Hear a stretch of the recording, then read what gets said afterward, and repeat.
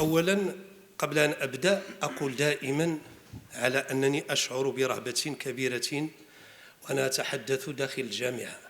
لماذا؟ لأني أؤمن على أن هذا المكان له قدسيته، وبالتالي هذه الرهبة ستذوب إذا ما علمنا اليوم أننا نعيش كمغاربة فرحة نتقاسمها جميعا، واليوم نتقاسمها داخل الجامعة، جامعة القاضي عياض، لنحاول أن نسلط الضوء على هذا القرار الذي أقام الدنيا ولم يقعدها، وهو القرار رقم 2797.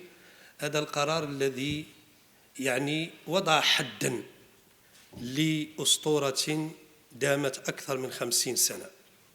لكن ما أود قوله هو على أننا كقانونيين يجب أن نقرأ هذا القرار بلغة القانون، وأن نتوخى كل الحذر والحيطة في قراءة هذا القرار، وكل كلمة داخله يجب أن نحللها تحليلا علميا دقيقا، تحليل رجل القانون الذي يحرص على وحدة وطنه وعلى بناء هذه الوحدة.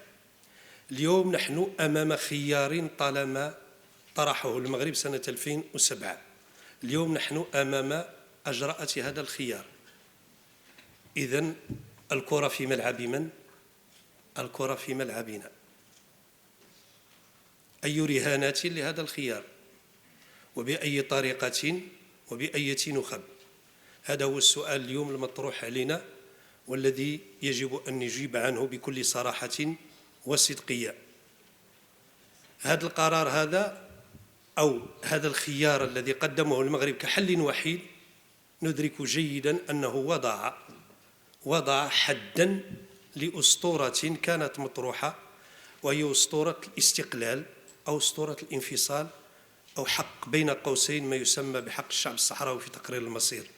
هذا الحق اليوم أصبح متجاوزا، وأصبح الحل أو الأساس الذي يمكن التفاوض عليه أو البناء عليه مستقبلا هو خيار الحكم الذاتي.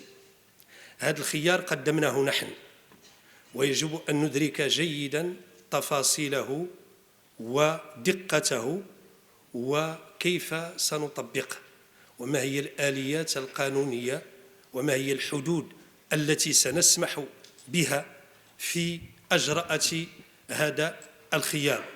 هل سنطبقه بمنطق الجغرافية أم بمنطق الهوية؟ هذا سؤال يطرح اليوم.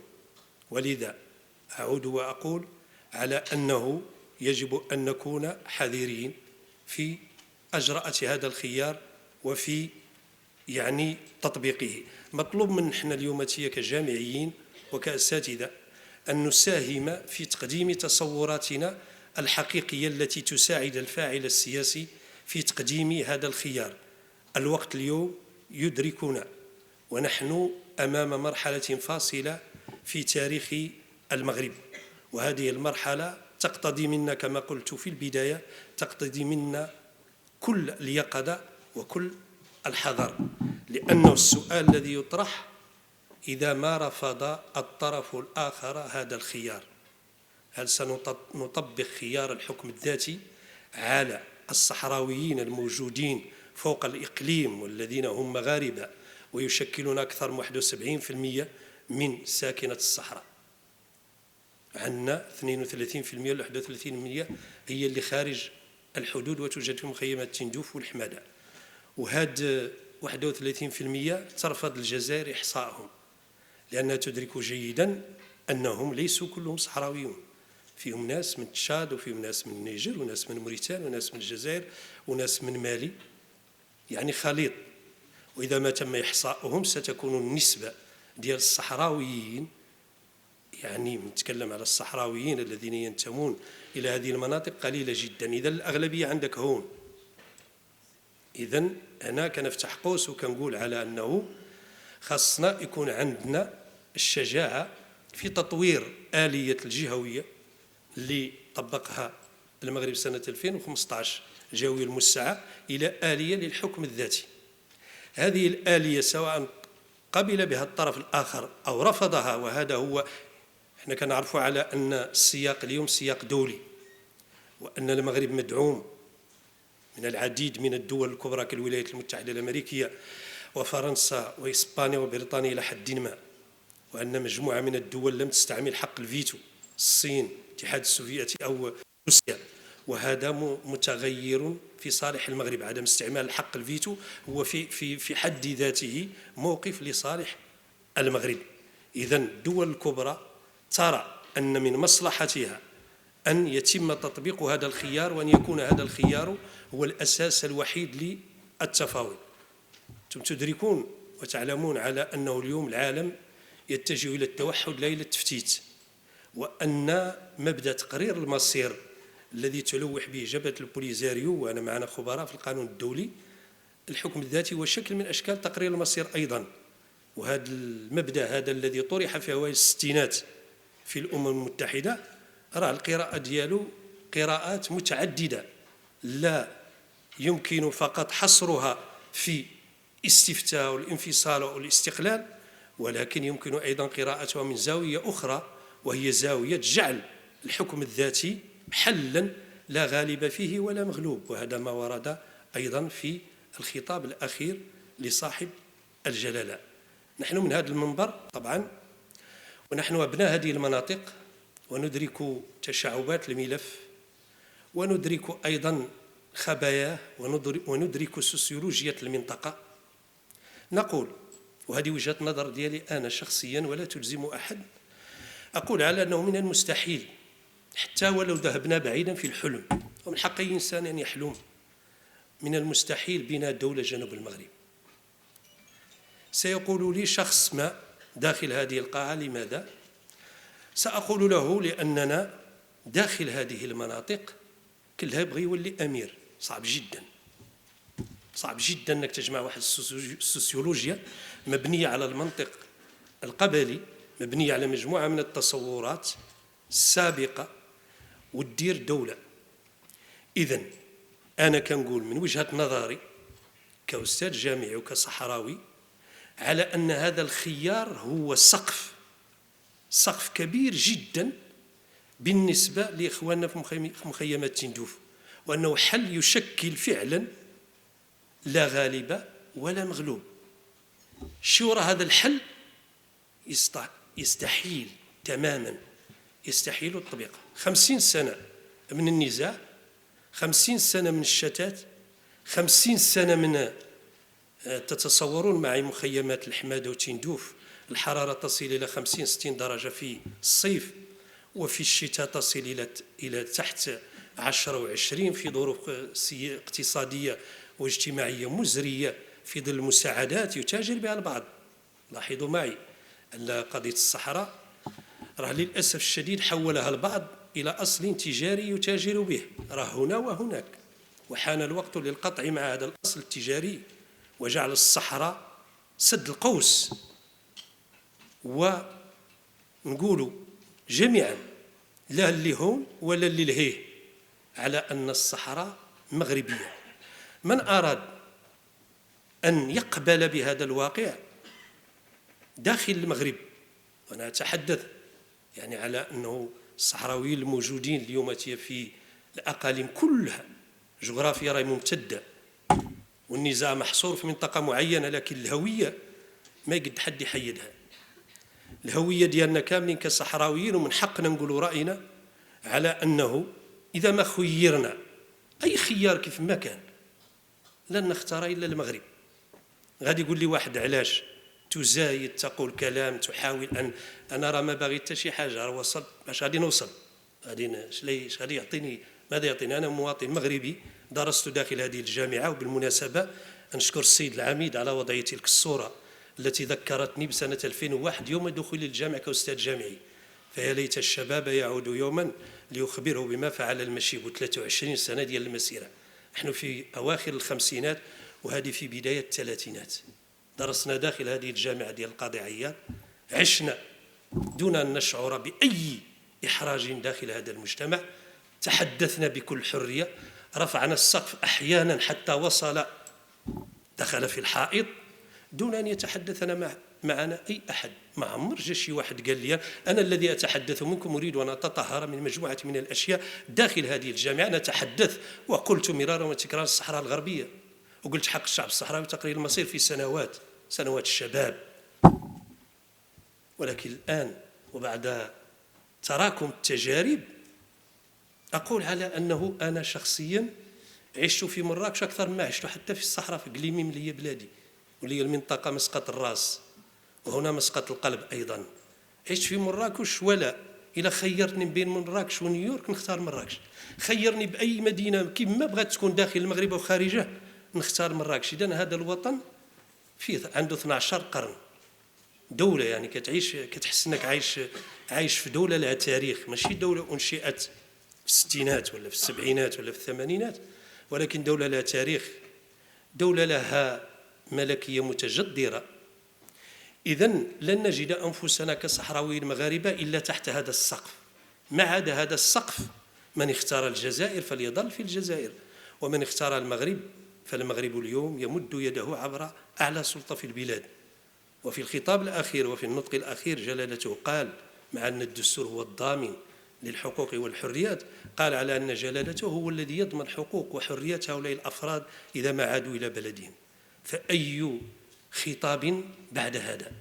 إذن يجب أن نتفهم. وأنا أوجه الخطاب للشباب اليوم، الشباب اللي قدامي اليوم من طلبة وطالبات ينتمون إلى المنطقة ولا ينتمون إلى المنطقة، نحن كلنا مغاربة، ولكن نقول على أنه ردنا على الخصوم اليوم يجب أن يكون بأجرأة هذا الحكم سواء قبلوه أم لم يقبلوه. المغرب ماضي في تطبيقه، ولكن هذا التطبيق يجب أن يكون فيه تصور. إلى ساليت الوقت قولها لي، يجب أن يكون فيه تصور، لأن عندنا مجموعة من المعيقات، عندنا مجموعة من الإشكاليات. الصحراء اليوم فيها تنمية كبيرة جدا، فيها مشاريع ضخمة جدا، الدولة ضخت مجموعة من الأموال داخل هذه المنطقة هذه، وأنا كنت رئيس جهة والشاهد على حجم الأموال التي تدفقت. لكن يبقى السؤال المطروح هو أن تنعكس هذه التنمية على بناء الإنسان، أن نحاول أن نجعل تنمية تضع الإنسان في قطبها وفي تصورها.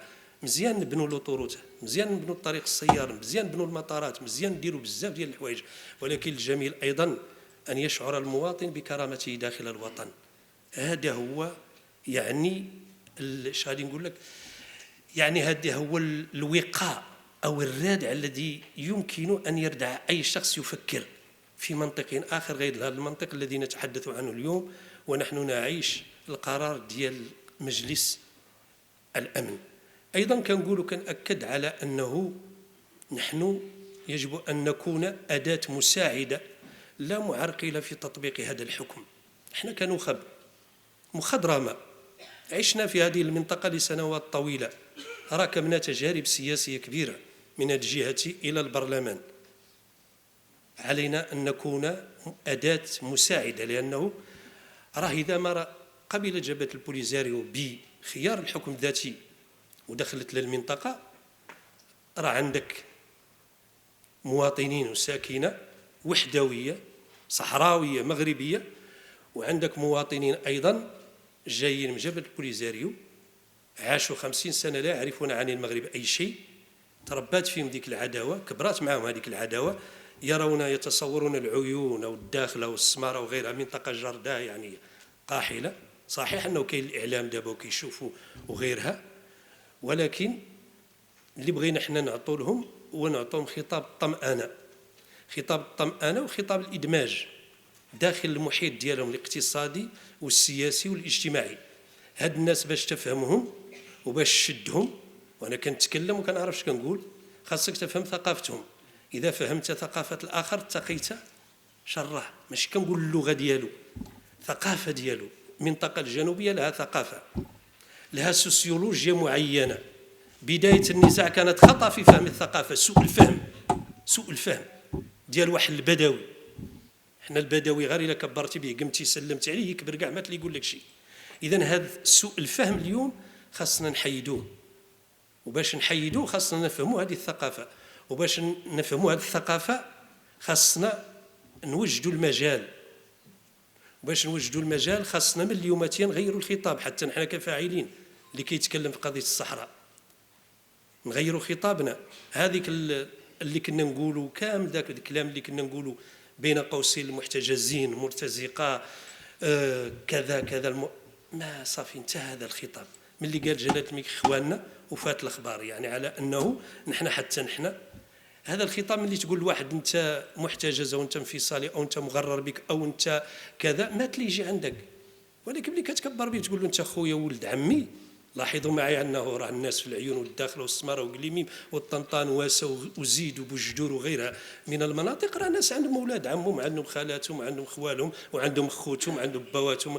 اذا هذا الشتات يجب ان يجمع ماذا؟ خطاب الوحده، خطاب ان عندنا واحد المحيط اقتصادي اجتماعي غادي نعيشوا فيه، عندنا مستقبل فيه بركه. واش غادي تعيشوا 50 سنه اخرى خارج داخل المخيمات؟ الشباب اللي قدكم كامل الشباب الصحراوي، يتحدث عن شباب المخيمات كله في اسبانيا، واللي ما هو في اسبانيا في موريتان، اللي ما هو في موريتان في فرنسا يائس. انا كنقول على انه هذه القضيه حتى ولو رفضت جبهه البوليزاريو الحكم الذاتي ينهيها الزمن. علاش غادي ينهي الزمن؟ لان اكبر واحد جبل البوليزاريو عنده 76 عام 78 عام، لن يعيش 30 عام اخرى عندما ينتهي الرعيل الاول الذي لا زال يؤمن بالحرب البارده وحق الشعب الصحراوي تقرير المصير. ستنتهي هذه المسائل لان الشباب مل، يريد مجال اليوماتي اقتصادي اجتماعي سياسي يجد فيه نفسه، يجد فيه كرامته. ملي كتوجد هذه الامور هذه كلها يصبح هذا الوطن هو وطنه. اذا يجب ان نجعل اليوم من هذا اللقاء هذا لقاء للتصالح، لقاء للمصالحه، لقاء ايضا لفهم القضيه. انتم كشباب للاسف الشديد احنا كنا اغلبنا ما هو عارف كاع عن قضيه الصحراء شيء، لان لا تدرس في المقررات وهذا خطا. ولا مشيتوا تقلبوا في جوجل كتلقاو غير الاطروحه ديال جبهه البوليزاريو، ما غاديش تلقاو الاطروحات ديال الوحدويين المغاربه. وإلا بغيت تقلب لهون نمشي معاك بعيد غتمشي غير للارشيف الاسباني. اذا نحن مغاربه كما قال واحد الدكتور مغربي قال المغاربه يصنعون التاريخ ولا يكتبونه. للاسف الشديد نحن كنصنعوا التاريخ ولكن ما كنكتبوه، ما كنأرخوش، ما كاينش فيلم وثائقي ولا فيلم اصلا كاع غير على قضيه الصحراء. الصحراء عندكم انتم منحصره فقط في المسيره الخضراء، سابق المسيره الخضراء ما تعرفوا عنها شيء. طبعا ماشي مطلوب منكم انتم ولكن مطلوب من نحن نكتبوا ونوعوكم، مطلوب من الجامعه، مطلوب من المدرسه، مطلوب انه هذه قضيه وطنيه، قضيه وجود ديالنا نحن كاملين. قضيه الجميل فيها على انه عند الشعب الجزائري هي قضيه نظام، وعند الشعب المغربي هي قضيه امه. وهذا هو الفرق بيننا وبين الجزائر التي تمول جبهه البوليزاريو، لانها قضيه نظام يريد ان يضعه حجر عثره او في كما قال هو في حذاء المغرب. انا كنقول على انه حان لهذه الحجره اننا نقلعوها من حذاء الجزائر ونقولوا للجزائر هذيك الفلوس اللي كتخسري على اخواننا الصحراويين في مخيمات تندوف والحماده خسريهم على اولادك الجزائريين اولى بهم، وارفع يدك عن القضيه وخلي الصحراويين يقرروا مصيرهم داخل الحكم الذاتي في المغرب ويرجعوا لبلادهم. ما عدا ذلك كنضيعوا الوقت في بناء اتحاد مغاربي قوي، كنضيعوا الوقت في مجموعه من الامور التي عطلت على عجله التنميه داخل الوطن ديالنا وعطلت عجله التنميه داخل الجزائر، لان مقابله غير المغرب، القفطان مغربي، القفطان جزائري، البسطيله جزائريه، الصحراء الله يجعل البركه. راه المغرب اللي عنده تاريخ وعنده هويه، ولا قلت لك وهذاك الشيء علاش قلت لكم هذه راه 12 قرن، راه ماشي 62. غادي نتوقف هنايا لانه الا تميت نتكلم ماني لا نسالي، واسمحوا لي الا خلطت لكم الحسانيه والدارجه والعربيه، ولكن باش تفهموا حقيقه الهويه وتفهموا اش خاصكم انتم كشباب باش تساهموا. ماشي غير نبقاو راه جميل جدا نهزوا الرايه ونقولوا الصحراء مغربيه، ولكن الاجمل بها ان نمتلك خطاب الاقناع. خطاب الاقناع هو اللي خاصنا اليوماتيه، ماشي خطاب الزغاريت وشي حاجه ثانيه اللي نقولها عاوتاني. تحياتي لكم والسلام.